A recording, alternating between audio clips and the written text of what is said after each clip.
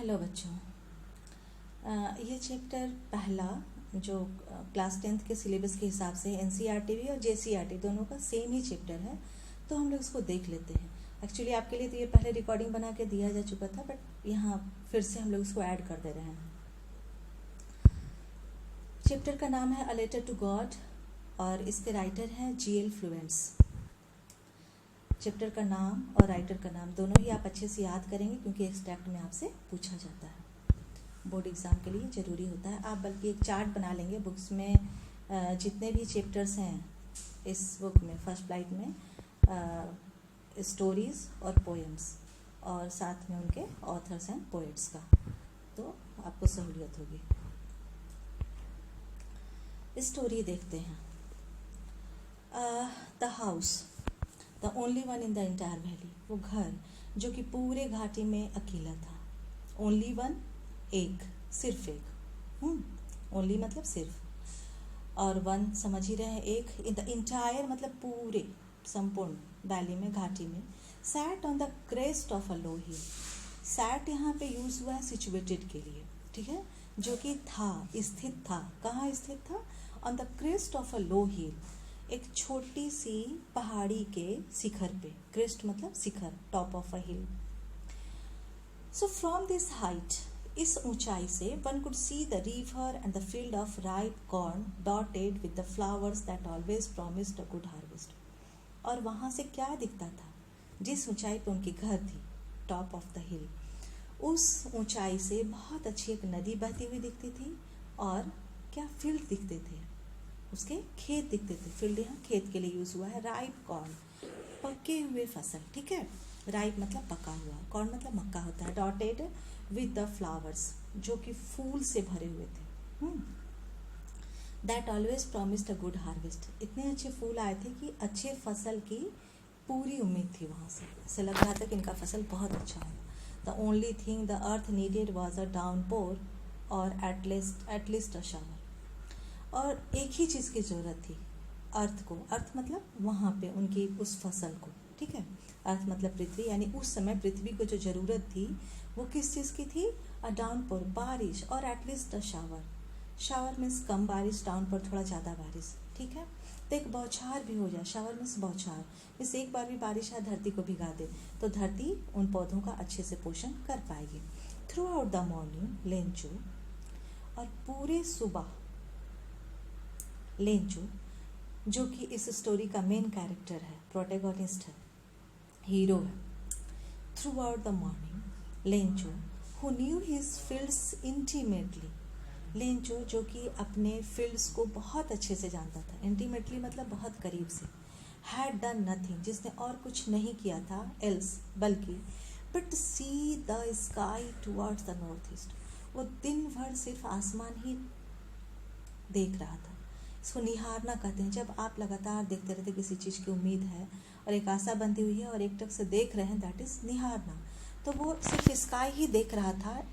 किधर? North east side, उत्तर पूरब। Towards मतलब की ओर, तो उत्तर पूरब की ओर वो देख रहा था, क्योंकि उधर से ही उसको बारिश की उम्मीद थी। Now we are really going to get some water women. यहाँ देख लीजिए, ये सेंटेंस डबल इन्वर्टेड कॉमा में लिखा हुआ है, क्योंकि ये डायरेक्ट स्पीच में है। नाउ मतलब अब, we are really going to get, हम लोग सच में बारिश हम लोग को मिलने जा रहा है। गेट मतलब मिलना, पाना। सम वाटर वुमेन, वो अपनी वाइफ को बोलता है woman. The woman who was preparing supper, और वो लेडी, वो औरत जो वहाँ खाना बना रही थी, प्रिपेयरिंग बनाना, तैयार करना। रिप्लाइड, उसने जवाब दिया, यस गॉड विलिंग, हाँ लगता है भगवान यही चाहते हैं। The older boys were working in the field, बड़े लड़के खेत में काम कर रहे थे। While the smaller ones were playing near the house, जबकि छोटे बच्चे घर के पास खेल रहे थे।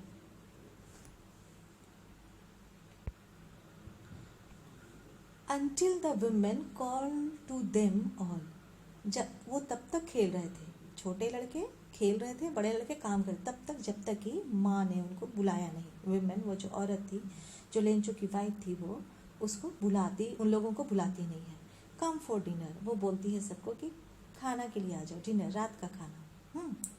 यही वर्ब होता है डाइन ना, तो इसको ऐसे कर सकते हैं कि कम टू डाइन, खाने आ जाओ, ठीक है। कम फॉर डिनर, खाना के लिए आ जाओ, डिनर नाउन है और डाइन वर्ब होता है, DIN। It was during the meal, खाना खाने के बीच में ही, मील यहाँ पे खाना, खाना के बीच में ही, it was during the meal that just as Lencho had predicted, जैसा लेंचो ने उम्मीद जताया था, अनुमान लगाया था, प्रेडिक्ट मतलब अनुमान लगाना, पहले से ही कुछ अनुमान लगा लेना, जैसा उसने अनुमान लगाया था, big drops of rain begin to fall, बारिश की बड़े बड़े बूंद गिरने लगे। In the north east huge mountains of clouds could be seen approaching, और नॉर्थ ईस्ट से बड़े बड़े बादल दिखने लगे। ह्यूज माउंटेन, ह्यूज मतलब बड़े, big, very big, okay.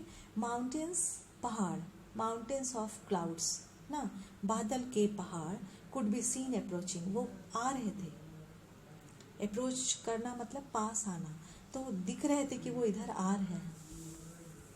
The air was fresh and sweet, और हवा जो थी वो एकदम ताजी और ऐसे मीठी मीठी थी।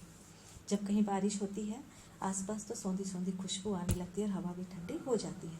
The man went out for no other reason than to have the pleasure of feeling the rain on his body, और वो खाना खा रहा था, हालांकि फिर भी वो बाहर गया क्योंकि वो दिन भर उस बारिश का इंतज़ार किया था और वो हो रही थी, तो वो अपने आप को रोक नहीं सका और सिर्फ इसलिए बाहर गया कि वो अपने बॉडी पे उस रेन को फील कर सके। इसलिए यहाँ लिखा हुआ कि the man went out for no other reason than to have the pleasure, pleasure मतलब खुशी, रीज़न मतलब कारण, नो अदर मतलब कोई नहीं, और दूसरा कोई कारण नहीं था, बल्कि सिर्फ इसलिए कि वो उस खुशी को महसूस कर सके, pleasure of feeling the rain on his body, अपने बॉडी पे रेन को फील कर सके, बारिश को महसूस कर सके। And when he return he exclaimed, और जब वो लौटा तो बहुत उत्तेजित होकर के खुशी से घर में बताता है कि these are not rain drops falling from the sky, ये आसमान से गिरते हुए सिर्फ बारिश की बूंदें नहीं हैं, दे आर न्यू कॉइन्स, ये तो नए सिक्के हैं, क्योंकि वो बारिश की बूंद उसको अपने प्रोस्पेरिटी दिख रहे हैं, वो समृद्ध हो जाएगा, उसके फसल अच्छे होंगे, वो अच्छे से अपने परिवार को चला पाएगा, तो इसलिए वो समृद्धि के सिंबल्स हैं, they are new coins. The big drops are 10 cent, 10 cent, 10 cent के कॉइन हैं, जैसे आपके यहाँ छोटे सिक्के बड़े सिक्के चलते हैं, 5 रुपये के सिक्के, 10 रुपये के सिक्के, ऐसे। तो the big drops are 10 cent pieces, बड़े वाले जो बूंद हैं वो 10 पीस के, जो बड़े वाले बूंद हैं वो 10 सेंट के पीसेस हैं। एंड द लिटिल वंस, यहाँ ये प्रोनाउन यूज हुआ है, द लिटिल वंस आर 5, छोटे वाले जो है सो वो 5 सेंट के कॉइन्स हैं। और इस बारिश से वो बहुत खुश होता है। फिर इस बारिश की खुशी तो उसको मिलती है, लेकिन आगे क्या होता है चलिए देखते हैं।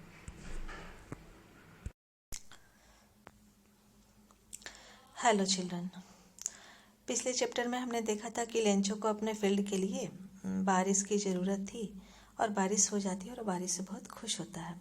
आगे क्या होता है हम लोग इस वीडियो में देखते हैं।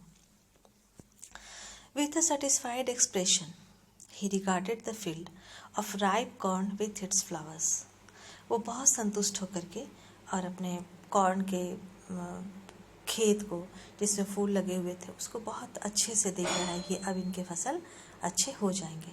Draped in a curtain of rain, जो कि बारिश के पर्दे में लिपटे हुए थे। कर्टेन मीन्स पर्दा, ड्रेप्ड मतलब लिपटा हुआ होना, कवर्ड मीनिंग यहाँ लिखा हुआ है। बट सडनली, सडनली मीन्स अचानक, अ स्ट्रॉन्ग विंड, बहुत ही तेज शक्तिशाली विंड, बिगन टू ब्लो, हवा जब बहती है तो उसको ब्लो कहते हैं, ठीक है। तो wind began to blow and along with phrase है जिसका मतलब होता है साथ में, the rain very large hail stones began to fall, बारिश के साथ साथ बड़े बड़े पत्थर के टुकड़े भी गिरने लगे। These truly did resemble new silver coins, उनको आपके यहाँ ओला भी कहा जाता है। तो ये बड़े बड़े जो पत्थर के टुकड़े थे ये जैसे लग रहे थे कि चांदी के सिक्के हैं। सिल्वर मीन्स चांदी और कॉइन सिक्का, रिसेंबल मतलब के जैसा लगना। तो these truly did resemble new silver coins. The boys exposing themselves to the rain ran out to collect the frozen pearls. और लड़के इसको देख इतना खुश हुए कि वो दौड़ करके बाहर चले गए और इन जमे हुए मोतियों को, क्यों, पत्थर जो है वो ठंडे हैं, सफ़ेद हैं, तो वो जमे हुए हैं, ठीक है, पानी का जमा हुआ फॉर्म है ये बर्फ़ का टुकड़ा। तो फ्रोज़न पर्ल्स, वो सफ़ेद दिखने में मोती जैसे लिख रहे हैं, इसलिए उनको पल्स कहा गया, ठीक है, frozen pulse. It's really getting bad now exclaim the man. फिर वही वर्ब यूज़ हुआ है वहाँ पे, एक्सक्लेम द मैन, कि बारिश हो रही है, अच्छी बारिश होगी। यहाँ पे क्या है कि it is really getting bad now. अब आदमी जो है सो फिर से उसको फीलिंग ऐसे आता है कि कुछ बुरा होने जा रहा है। फिर से डायरेक्ट स्पीच यहाँ पे यूज हुआ है, it's really getting bad now. देख लीजिए, डबल इन्वर्टेड कॉमा के बीच में लिखा हुआ है, exclaim the man. I hope it passes quickly. मैं उम्मीद करता हूँ ये जल्दी ही चला जाए। जब विश करते हैं, ये एक तरह से विश कर रहा है, इसलिए ये सिंपल प्रेजेंट टेंस में लिखा हुआ, I hope it passes quickly. काश ये जल्दी ख़त्म हो जाए, मैं ऐसा सोचता हूँ। इट डिडंट पास क्विकली, लेकिन ऐसा हुआ नहीं, ठीक है। इट डिडंट, ये इट जो है यहाँ पे हेल के लिए यूज़ हुआ है। इट डिडंट पास क्विकली, ये जल्दी ख़त्म नहीं हुआ। For an hour the hell rained on the house. और 1 घंटे तक वो हेल जो था उसकी बारिश होती रही। The garden, the hill side, the corn field, on the whole valley. और उसके गार्डन पे, पूरे हिल साइड में, उसके फसल पे और पूरे वैली में ये 1 घंटे तक बर्फ लगातार गिरता रहा। The field was white as if covered with salt. और फील्ड जैसे सफ़ेद हो गया था, ऐसे लग रहा था कि वो सॉल्ट से ढका हुआ है, नमक से ढका हुआ है, क्योंकि सॉल्ट भी सफ़ेद ही होता है। तो दूर से देखने में यूं ही लग रहा है कि बस नमक की चादर बिछी हुई है। Note a leaf remained on the trees. और पेड़ों पे कोई एक पत्ता नहीं बचा था। The corn was totally destroyed. और कॉर्न पूरी तरह से बर्बाद हो गया। डिस्ट्रॉय मतलब बर्बाद होना। द फ्लावर्स वर गोन। फूल चले गए थे पौधों से जो लगे हुए थे उनसे। फ्रॉम द प्लांट्स, ठीक है, the flowers were gone from the plants. Lencho soul was filled with sadness. और लेंचो की आत्मा जो थी वह दुख से भर गई। When the storm had passed. और जब तूफान खत्म हुआ, जब वो थमा, he stood in the middle of the field and said to his sons. वो अपने खेतों के बीच में खड़ा हुआ और अपने बेटों से बोला, अ plague of locust would have left more than this. अगर प्लेग आ जाता तो भी शायद फसल को कुछ छोड़ देता, लेकिन फसल बिल्कुल बर्बाद हो गया है। आप इस पिक्चर को देखिए। उफ, ये लोकस जो है so insects which fly in big swarms, वो झुंड में आते हैं और फसल को बर्बाद करके चले जाते हैं, लेकिन कुछ ना कुछ तो बच जाता है। और यहाँ पे बिल्कुल ही नहीं बचा है, इसलिए ये कह रहा है कि अगर बीमारी भी आती तो भी कुछ बच जाता।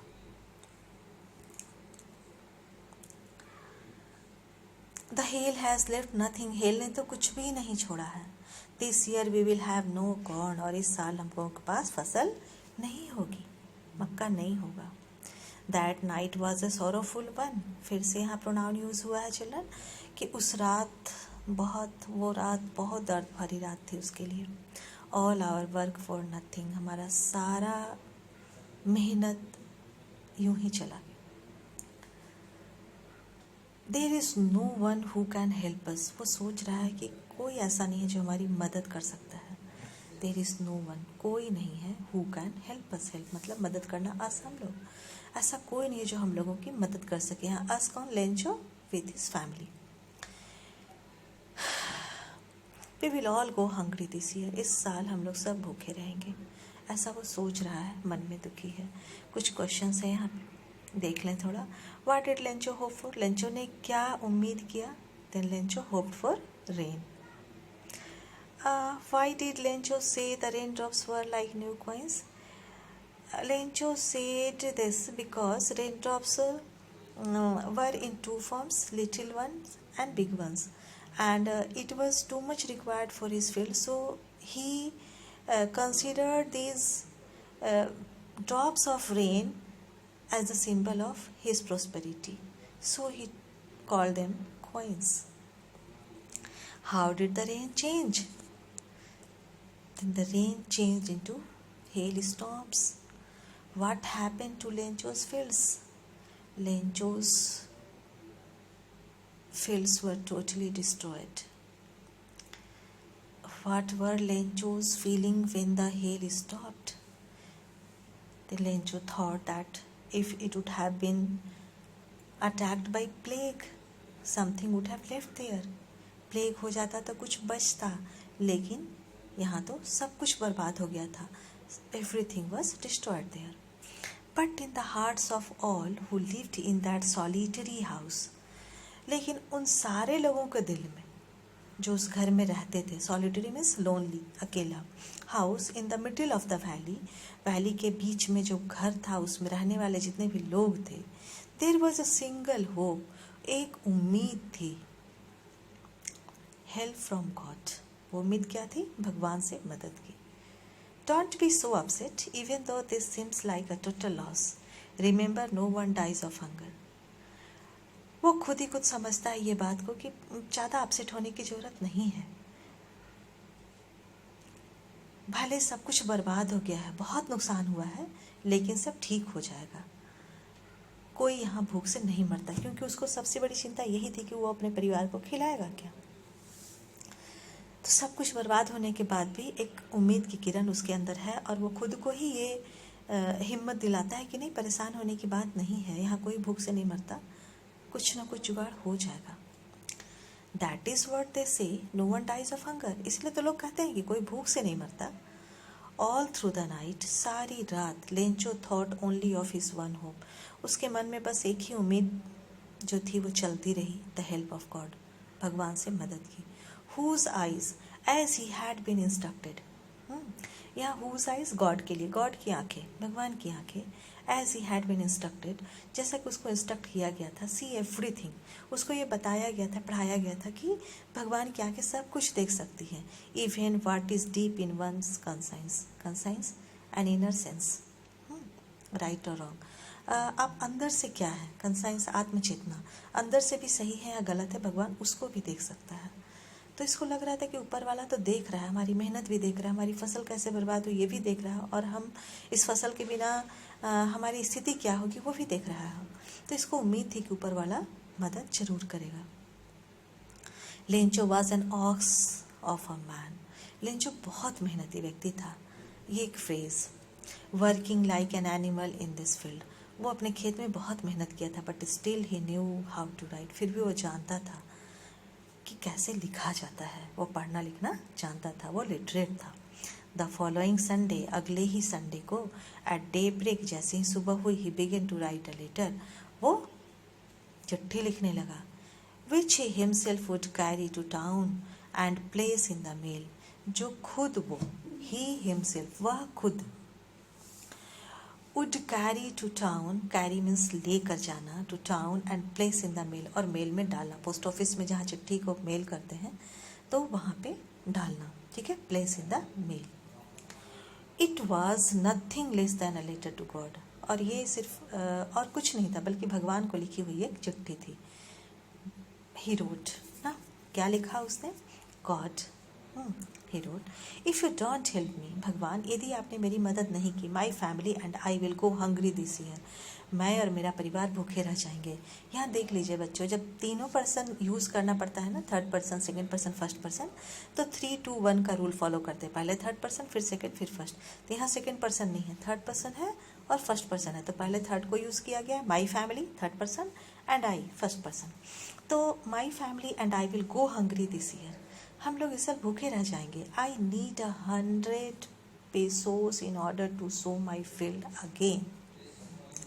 मुझे 100 पैसों की ज़रूरत है. किस लिए? इन ऑर्डर टू, एक फ्रेज है जिसका मतलब है के लिए. सो मतलब होता है बोना, sow my field again, and to live until the crop comes. और जब तक अगली फसल, फिर से मैं फसल लगाऊंगा, फिर फसल की जब उपज होगी आने तक मुझे चाहिए 100 pesos. Because the hail storm, क्योंकि हेल स्टॉर्म ने डॉट डॉट डॉट मेरे सारे फसल बर्बाद कर दी. He wrote to God on the envelope. चिट्ठी पे जो पता लिखा जाता है वहाँ पे वो लिखा टू गॉड. एनवेलप मीन्स लिफाफा. पुट द लेटर इनसाइड, उसके अंदर, लिफाफे के अंदर चिट्ठी डाला. स्टिल ट्रबल्ड, अभी भी बहुत परेशान था. वेंट टू टाउन, शहर गया. At the post office he placed a stamp on the letter. Post office जब गया, फिर वहाँ से एक टिकट लेकर के, स्टैम्प मीन्स टिकट, प्लेस मतलब वहाँ पे चिपकाना, वहाँ रखना, placed stamp on the letter and dropped it into the mail box. Mail box जहाँ पे चिट्ठी डालने का बॉक्स होता है, वो खुद से चिट्ठी वहाँ डाल दिया। One of the employees, hospital में कुछ लोग पोस्ट ऑफिस में कुछ लोग काम करते हैं, तो वन ऑफ द एम्प्लॉयज़, वहाँ से एक employee who was a postman, जो पोस्टमैन था and also help at the post office, और जो कि पोस्ट ऑफिस में भी काम में कुछ मदद किया करता था। जनरली पोस्ट मैन का काम होता है चिट्ठी को बांटना, लेकिन ये बांटने के सिवा पोस्ट ऑफिस के भी काम में मदद किया करता था। तो went to his boss laughing heartily and showed him the letter to God. वो उस चिट्ठी को लेकर के और एकदम हंसते हुए, ठहाका मार के हंसते हुए, हार्टिली, खूब दिल खोल के, उसको खूब हंसी आ रही थी, हंसते हुए गया और वो चिट्ठी अपने बॉस को दिखाया। वहाँ बॉस कौन है? Post master. Never in his career as a postman had he known that address. वो पोस्टमैन का चूंकि काम ही है अलग अलग पते पे जाके चिट्ठी को बांटना, लेकिन वो बोलता है कि अपने पूरे करियर में तो ये पता मुझे कहीं मिला ही नहीं है। वो खूब हंसे जा रहा था। पोस्ट मास्टर जो था उसका बॉस, पोस्टमैन का जो बॉस है पोस्ट मास्टर, अ फैट, एक मोटा, amiable means friendly and pleasant, amiable fellow also broke out laughing, वो भी हंसने लगा। ठीक है, पोस्ट मास्टर जो कि थोड़ा मोटा था, खुशनुमा व्यक्ति था, वो भी हंसना शुरू किया। बट ऑलमोस्ट इमीडिएटली, लेकिन तुरंत ही, वो जैसे ही हंसने लगा उसके चेतना से कुछ आवाज़ आई और तुरंत वो रुक गया। बट ऑलमोस्ट मतलब लगभग, इमीडिएटली मतलब जल्दी ही, इमीडिएटली ही टर्न सीरियस, वो सीरियस हो गया। And tapping the later on his desk, और चिट्ठी को उस पर टैप करते हुए कमेंटेड, कहा, क्या कहा? व्हाट फेथ, वाह क्या विश्वास है, एक्सक्लेमेटरी मार्क देख लीजिए यहाँ, व्हाट फेथ, क्या विश्वास है। I wish I had the faith of the man who wrote this letter, काश मेरे पास भी ये विश्वास होता जो इस व्यक्ति के पास है। Starting up a correspondence with God, मैं भी भगवान से यूं ही पत्राचार कर पाता, उनसे अपनी बातें कह पाता, उनका जवाब पा सकता। सो इसलिए, in order not to shake the writer's faith in God, इसलिए यहाँ देख लीजिए, इन ऑर्डर टू मतलब के लिए पढ़े थे, इन ऑर्डर टू मतलब के लिए नहीं। ओके, नेगेशन लगा हुआ है। So in order not to shake means यहाँ पे हिलना, हैंडशेक भी यही होता है, हाथ मिलाना, हिलना भी यही होता है, ऐसे चेक के ही shake. The writer's faith in God means जो लिखने वाला है, लेकिन राइटर्स यहाँ पे कौन है? लेंचो का जो विश्वास है भगवान में वो ना हिले, इसलिए उसने कुछ तय किया। The post master came up with an idea, उसके मन में एक विचार आया। आंसर द लेटर, वो सोचा यस, चिट्ठी के उत्तर दी जानी चाहिए। मीन्स जो लिखने वाला है, अगर उसको इतना विश्वास है कि भगवान को पत्र लिखेंगे तो वो जवाब आएगा वहाँ से, तो भगवान का जवाब कैसे लाएंगे, भगवान के पता पे पहुँचाएंगे कैसे, ये पॉसिबल नहीं है, बट हम लोग इसका जवाब देंगे। But when he opened it, जैसे ही वो चिट्ठी खोला, उस लिफाफा को खोला, ओपन मीन्स खोलना, इट वॉज एविडेंट, तब पता चला, एविडेंट मतलब पता चलना, दिखना, जानना। It was evident that to answer it he needed something more than goodwill, ink and paper. शुरू में तो सिर्फ उस सद्भावना से सोचा था कि चलो किसी का विश्वास है तो जो चिट्ठी में लिखा होगा हम लोग उसका जवाब लिख के भेज देंगे। बट वो खोलने के बाद जब लिफाफा खोला गया, चिट्ठी पढ़ी गई, तो क्या पता चला, क्योंकि हम लोग जान रहे थे कि चिट्ठी में क्या लिखा हुआ है, कितने की डिमांड है, 100 पेसोस की डिमांड है। तो उसको लगा कि सिर्फ गुडविल मीन्स सद्भावना, इंक, स्याही और पेपर, सिर्फ इतने की ज़रूरत नहीं है, इससे ज़्यादा कुछ चाहिए। But he stuck to his resolution, लेकिन फिर भी वो स्टक रहा, मतलब वो अपना जो प्रॉमिस कर चुका था खुद से, जो उसका विचार आया था, जो उसने निर्णय ले लिया था, उससे वो पीछे नहीं हटा, वो उस पर डटा रहा। ही स्टक मतलब डटा रहना। He stuck to his resolution.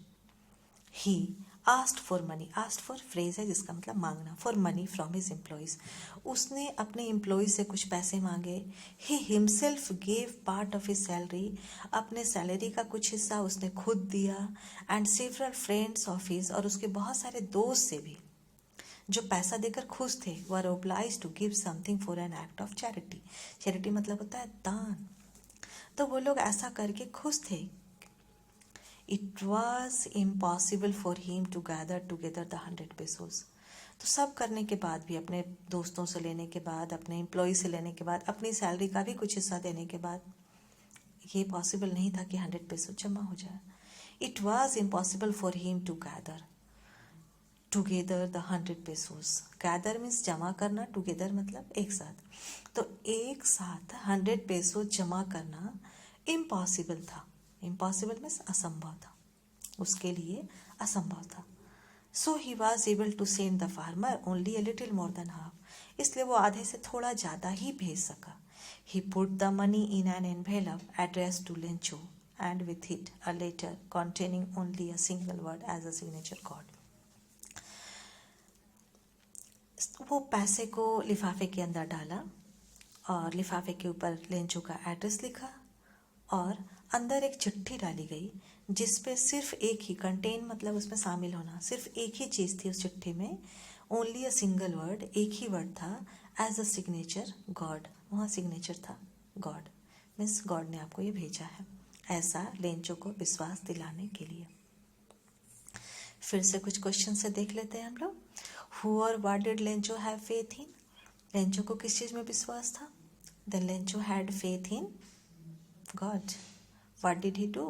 Then he asked for money from God to help him for whole 1 year. And he asked for 100 pesos. Who read the letter?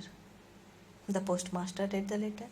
What did the postmaster do then? The postmaster decided to reply the letter. The following Sunday, Lencho came a bit earlier than usual to ask if there was a letter for him. फिर अगले Sunday को वो थोड़ा और जल्दी आ गया, हमेशा से थोड़ा और पहले, और आके पूछता क्या मेरे लिए कोई चिट्ठी है. It was the postman himself who handed the letter to him, while the postmaster, experiencing the contentment of a man who has performed a good deed, looked on from his office. Post master खुद उसको चिट्ठी दिया. हाँ, तुम्हारी चिट्ठी तो है. और पोस्ट मास्टर जो है, पोस्टमैन चिट्ठी दिया इसको, और पोस्ट मास्टर जो है वो छिपके ही देख रहा है कि किस तरह से ये चिट्ठी लेकर के खुश होगा, और उसके मन में एक संतुष्टि आ रही है कि वो कोई अच्छा काम कर पाया. जब आप कोई अच्छे कर्म करते हैं बिना किसी स्वार्थ भाव के तो मन को बड़ा संतुष्टि मिलती है, और यही संतुष्टि, ये सेटिस्फैक्शन जो है वो कंटेंटमेंट कहलाता है. तो वही कंटेंटमेंट पोस्ट मास्टर को फील हो रहा है कि कुछ तो अच्छा काम मैंने किया. अपने ऑफिस में ही बैठा वो देख रहा है. Lencho showed note the slightest surprise on seeing the money. और लेंचो को बिल्कुल भी आश्चर्य नहीं हुआ उसमें पैसे देख के. इतना गहरा विश्वास था कि वो सोच ही नहीं सकता था कि कैसे भगवान भेज देंगे. हाँ, भगवान से उसने मांगा है, भगवान ने दिया. सच वाज हिज कॉन्फिडेंस. उसका कॉन्फिडेंस कुछ ऐसा था कि उसको बिल्कुल भी सरप्राइज नहीं हो. स्लाइटेस्ट मतलब थोड़ा सा भी, सरप्राइज मतलब आश्चर्य होना, कॉन्फिडेंस मतलब विश्वास. उसका विश्वास ऐसा था, सच ऐसा. Such was his confidence. But he became angry. लेकिन उसको गुस्सा आया. When he counted the money. Count मतलब गिनना. जब उसने पैसे गिने तो उसको बड़ा गुस्सा आया. God could not have made a mistake, NOR could he have denied Lencho what he had requested. क्योंकि उसको लग रहा है कि भगवान गिनने में गलती कैसे कर सकते हैं. मैंने 100 पेसो मांगा था और इसमें 70 पेसोस हैं. तो ना तो भगवान गिनने में गलती कर सकते, ना ही उनके पास इतनी कमी है कि वो 100 के बदले 70 ही देंगे. ऐसा सोच के उसको बड़ा गुस्सा आता है कि इन लोगों ने कुछ गड़बड़ी कर दी, पोस्ट ऑफिस वालों ने. इमीडिएटली, तुरंत, जल्दी ही, Lencho went up to the window to ask for paper and ink. Lencho फिर खिड़की के पास गया और कागज़ और पेन मांगा उनसे, इंक लिखने के लिए. On the public writing table, public writing का जो प्लेस था, राइटिंग टेबल, वहाँ जाके वो लिखता है. Started to write. वो लिखता है with much wrinkling of his brow. बहुत गुस्से में उसका वो जो है सो, रिंकल मतलब होता है जब सिकुड़ते हैं, टेढ़ा मेढ़ा करते हैं, that is wrinkling of his brow. Caused by the effort he had to make to express his ideas. वो क्या लिखे, कैसे लिखे, ये सोच रहा है जब, तो उसके आईब्रोज से पता चल रहा है कि वो काफ़ी सोच में पड़ा हुआ है कि कैसे लिखे इस बात को.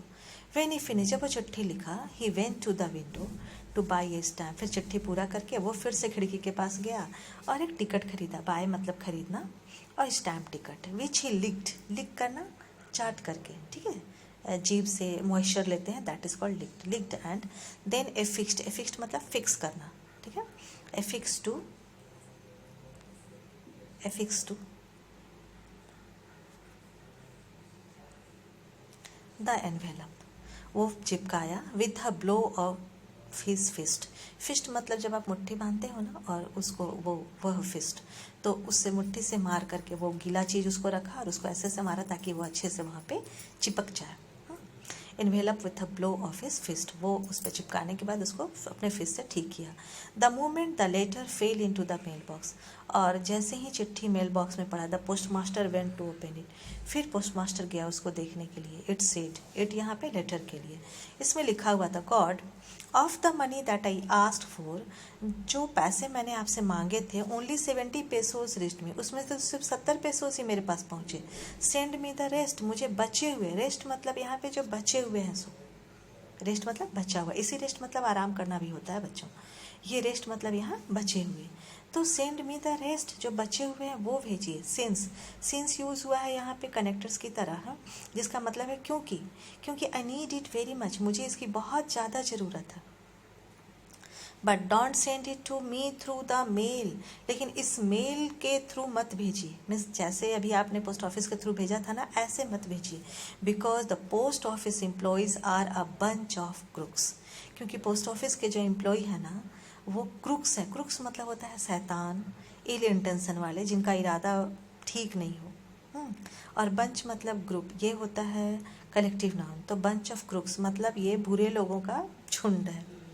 तो लेंचो को तो उन लोगों ने मदद किए थे, लेकिन उसको तो पता ही नहीं है, तो वो ये सोच रहा है कि यही लोग कुछ गड़बड़ी किए हैं, इसलिए वो लिखता है कि इस बार मेल के थ्रू मत दीजिए लेंचो, है ना. इस तरह से ये स्टोरी हम लोग पूरा करते हैं बच्चों. और फिर 2 क्वेश्चन है, इसको देखते हैं. Was Lencho surprise to find a letter for him with money in it? No, because he had very deep trust in God. What made him angry? When he found only 70 pesos in his envelope, he became angry because he had asked for 100 pesos. तो बच्चों ये story पढ़ के आप क्या सीखते हैं? एक तरफ लेंचो का भगवान में विश्वास, दूसरे तरफ पोस्ट मास्टर की इंसानियत, जो कि एक ह्यूमन बीइंग है और वो ह्यूमैनिटी को नहीं छोड़ता है. वो कोशिश करता है कि किसी का विश्वास अगर भगवान के अंदर है तो वो कायम रहे, और इसी के लिए वो ऐसी कोशिश करता है, और इतना सेक्रीफाइस करके, खुद की सैलरी, एम्प्लॉयज़ की सैलरी, फ्रेंड्स से कुछ मांग के, और इतना मेहनत करके वो पैसे भेजता है. ठीक है, तो उम्मीद है ये स्टोरी आपको समझ में आई होगी. और इस चैप्टर से जितने वर्ड्स मैंने बोले आप उसके मीनिंग लिख लेंगे प्लीज़. और जो फ्रेजेस मैंने बोले हैं आप उसका एक अलग लिस्ट बनाते जाइए. तो हर चैप्टर से जब अलग अलग फ्रेज आपके पास जमा हो जाएगा तो फिर आपको पढ़ने में, रिवीजन करने में भी अच्छा लगेगा, और आप उसको यूज़ कर पाएंगे अलग अलग जगह पे. तो आप इसको 1-2 बार सुनेंगे तो पूरी स्टोरी अच्छे से समझ में आ जाएगी. PDF से आप अच्छे से लाइन भी देखेंगे, वर्ड्स स्पेलिंग भी देखेंगे. इसीलिए मैंने पेज ही आपके पास रखा है, ताकि अगर आपके पास ना भी हो पाए तो ये पेज आपको दिख सके. ठीक है, धन्यवाद बच्चों, बाय.